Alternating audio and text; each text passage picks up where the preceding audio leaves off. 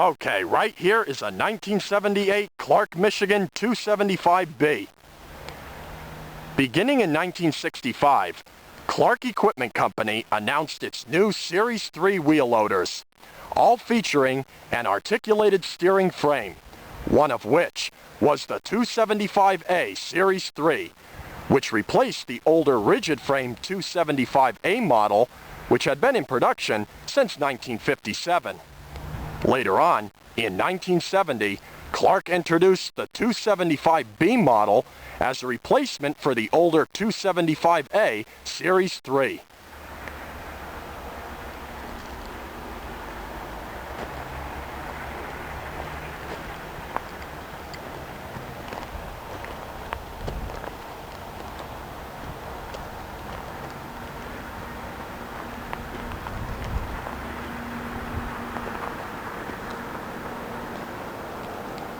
The 275B was available from Clark with bucket sizes ranging from 6.5 to 7.5 cubic yard capacity. An optional 8 cubic yard bucket was also offered for loading light materials.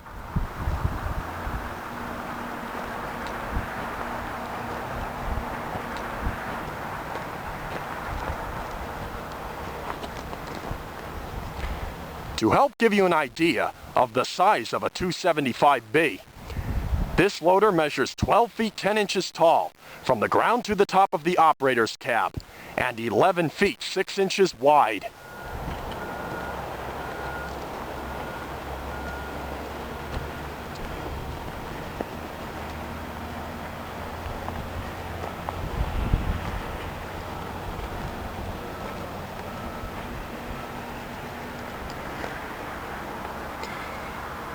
The 275B featured double plate boom arms with trunnion mounted cylinders and Z-bar linkage mounted inside the boom assembly. The boom and bucket cylinders were mounted in line for maximum digging strength, minimal weight in boom, and minimal piston rod flexing. All lifting forces work together for higher lifting power and faster cycle times. Short or long boom configurations were also offered depending on what the customer preferred.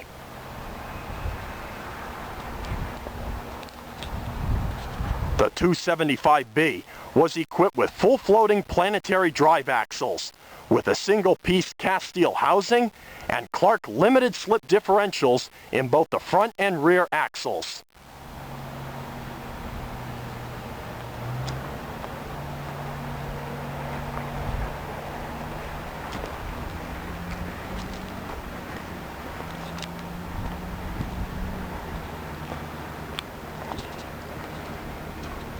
Right here you can see where the articulation point is, where the two sections of the loader are pinned together. Here you can see the two steering cylinders, which will turn the loader to the left or right. And right here you can get a good view looking at the transmission on the 275B, which is a Clark countershaft type power shift transmission, which has 4 forward and 4 reverse speeds.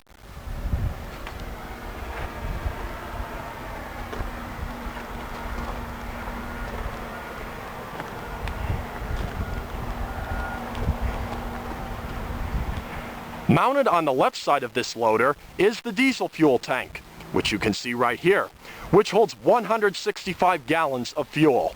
And mounted on the opposite side sits the hydraulic oil reservoir tank, which holds 165 gallons of oil.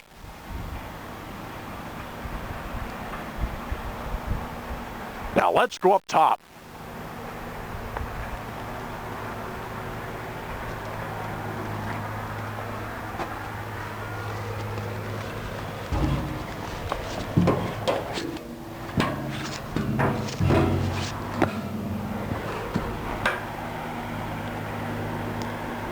Okay, let's go inside and check out the operator's cab first.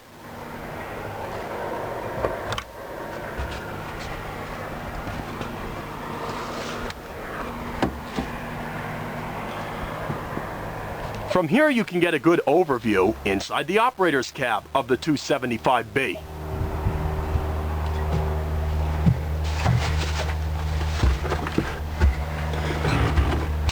Okay, now let's take a look at what some of these controls do. Off to the left side control panel, here you can see all of the gauges that monitor this entire loader when it's in operation. This is the air pressure gauge, water temperature, engine oil pressure, battery. This is the hour gauge and the oil temperature gauge. On the right side control panel, here you can see some switches to work other various functions, and here you can see the ignition key. These two hand levers that you see on the left side below the steering wheel control the transmission. The upper hand lever controls the loader's direction. This is in the neutral position right here. Push forward to make the loader go forward, and pull back to engage the loader into reverse. The lower hand lever that you see here is for gear selection. This is in fourth gear, and then push forward to third, second, and first gears.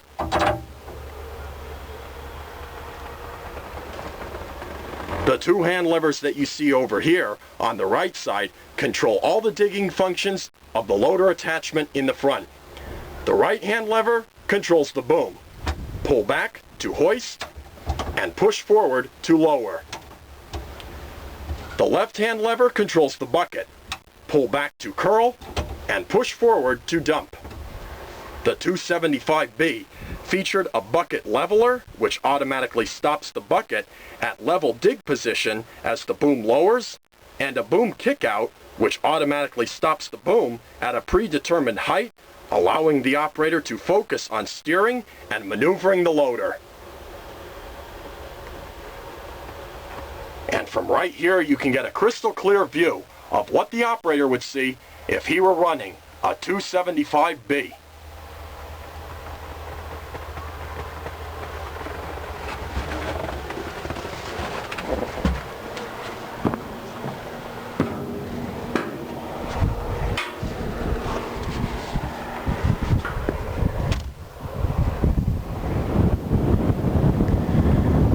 Mounted directly behind the operator's cab, you can see the single air intake and air cleaning unit for the engine.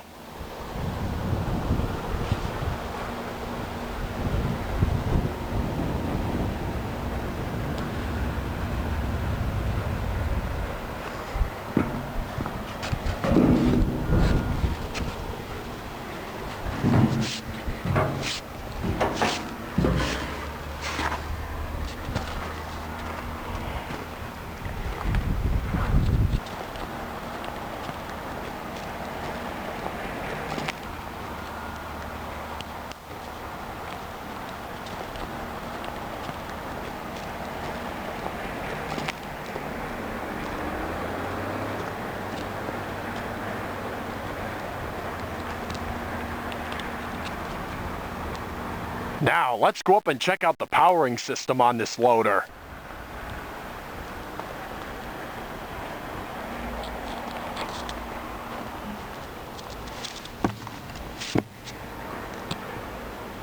Okay, the 275B was powered by a Cummins NTA 855C inline 6-cylinder diesel engine, which you can see right under the hood here. This engine produces 342 horsepower, which, when compared to the older 275A Series 3, is a 5.5% increase in power.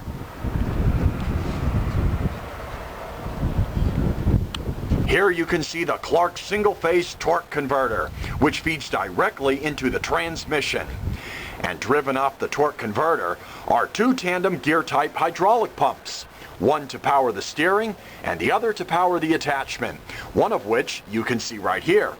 The pumps develop a maximum output of 86 GPM to power the steering and 114 GPM to power the front attachment.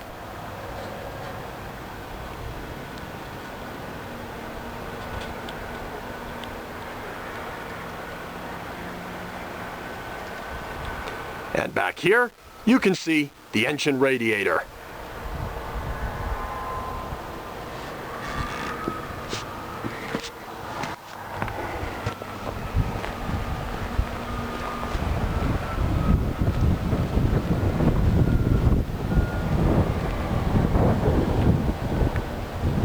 the overall operating weight of a 275B can range anywhere from 38.3 to 39 tons.